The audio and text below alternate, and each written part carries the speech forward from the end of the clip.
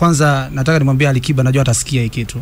Alikiba, next weekend tutakopo MTV and I'll be at the backstage again. So don't be scared. Pretend yourself, take it like afanye kazi vizuri, aje kwenye stage to represent East Africa vizuri, asipanic. Mimi ni mtu wa kawaida sana na akiniona anisalimie wala asiogope. Sisi wote ni wa East Africa, tutafuta kitu kimoja. Lakini kitu ambacho ameonyesha dhahiri chuki ya Diamond. Sababu Diamond ni mtu ambaye alikopo Tanzania wala hausiki. Kwa sababu hii sio mara yake ya kwanza kufanya hivi. Na hii yote ni kutaka kutengeneza chuki kwa upande wa Kenya, wamchukie Diamond. This is not good for the industry. We are doing this is for East Africa.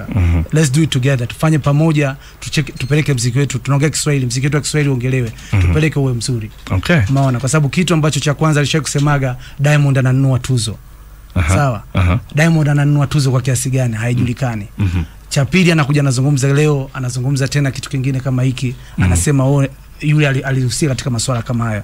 Kitu ambacho nimetukana na familia yangu, nimefanya kila kitu kwa kitu ambacho sijahusika nacho kabisa. Kwa hiyo nadhani yeye alichokifanya kama show alikuwa anataka ipangilie hivi au atakiende hivi na imeenda vibaya. Mimi naona ni kitu kizuri kabisa waombe msamaha wa Kenya. Wa Kenya wanatakiwa waombe msamaha kwa kitu ambacho amekifanya na kitu ambacho amewadanganya jumuiya wote wa East Africa. Aombe msamaha. Mimi asiponiomba msamaha sawa, mimi nishamsamehe, na anaomba apunguze chuki kwa Diamond ili tuendelee. Tufanye muziki kwa pamoja. Diamond hashiki kabisa na mambo yake. Sisi tunafanya kazi zetu, naye afanye kazi yake. Na kama kuna pungufu yote anaona sisi tunaweza tukamfavor, atufate. Na sisi tukiwa tuna favor yote ambayo tunahitaji kutoka kwake, tutamfuata.